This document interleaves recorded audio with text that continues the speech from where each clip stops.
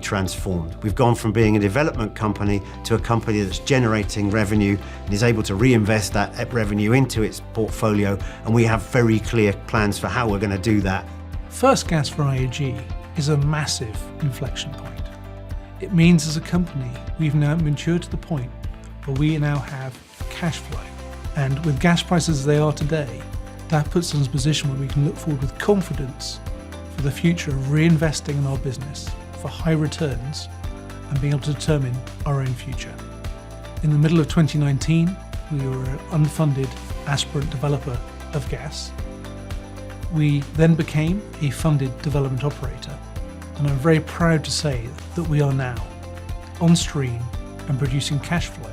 To get here, through all the challenges that the company's faced over the last four or 5 years, I'm very proud of where we got to. So for me personally, it's a tremendously important milestone to have reached. And it's been challenging on the way. We've done this through the COVID pandemic, which has presented its own challenges, but at every stage, we refuse to let those be excuses.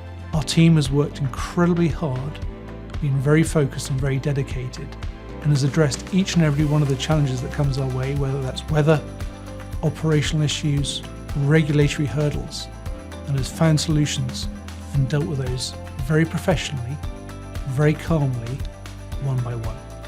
Along the way, our journey to First Gas has been supported by many stakeholders. Our partner, Cal Energy, first and foremost.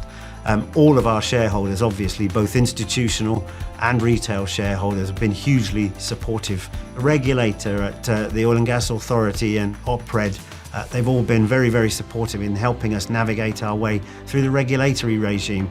There are literally hundreds of agreements and consents that need to be put in place to do a project of this size. And then there's all of our contractors, Subsea 7, Schlumberger, Noble, HSM, have all helped us to build the infrastructure on the seabed that we need to actually operate and deliver gas into the market as we're doing today. So there's a huge panoply really of stakeholders. They've all been very important. We have a very strong team of men and women here who've worked incredibly hard over the last 2 years to deliver this project for our shareholders. And as a management team, we're incredibly proud of what that team has done and the commitment they've shown us over that period of time. All the way through the last couple of years, we've also had a very clear eye on what we're going to be doing next. And so phase one, if you like, is an enabler for what else we want to do with the company going forward over the next, 10 years or so. We've built up a portfolio of attractive gas assets in the UK Southern Gas Basin here, and we have very clear plans now for moving those on and using the infrastructure that we've put in place to deliver those projects. What I'm really most proud of is what the team here has done to deliver this project, but also put in place the platform for future growth. And I'm very excited about where this business can go over the next 2, 4, 6 years as we develop future phases of our projects through the Saturn pipeline system. Most importantly, we intend to conclude phase one by bringing the Southwark field on stream. But also there are a number of other exciting things to look forward to.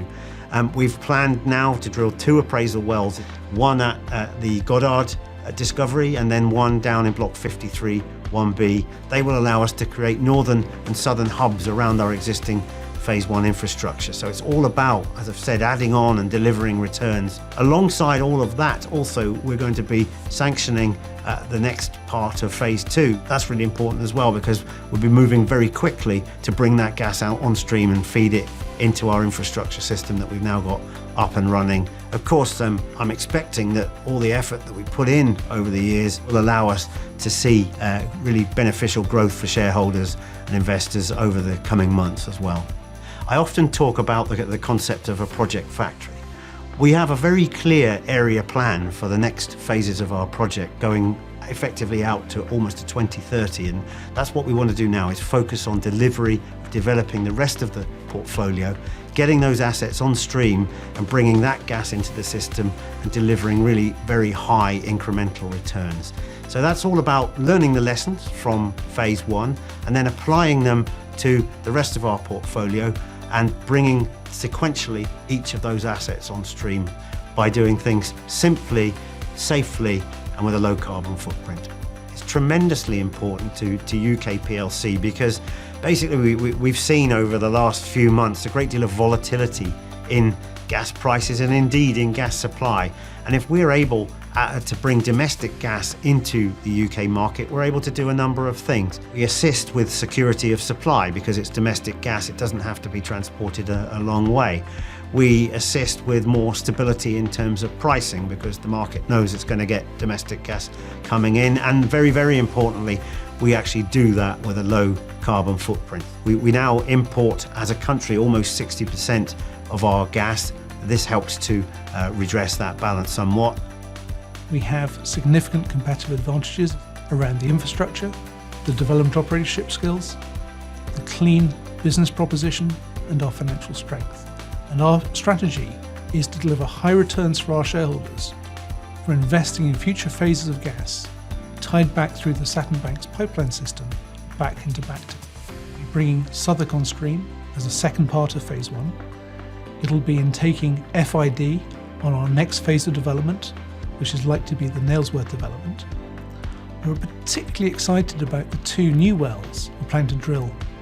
The well on Goddard, which is looking to prove up a significant extension of Goddard to make Goddard into a very substantial and very high return incremental development. And secondly, the well we plan to drill on Block 53-1B, which again unlocks a series of developments within that block, and it's an area where we are particularly excited. Gas has progressively replaced coal as the main source of flexible and reliable baseload, while investment in renewables, especially wind, has ramped up alongside a steady contribution from nuclear energy. The UK remains absolutely dependent on both domestic and imported gas to fuel our way of life, even as we ramp up investment in alternative energies. UK gas demand may stay roughly flat, or it may even decline over time, but without investment in new domestic sources of supply, then the UK's gas deficit will actually increase.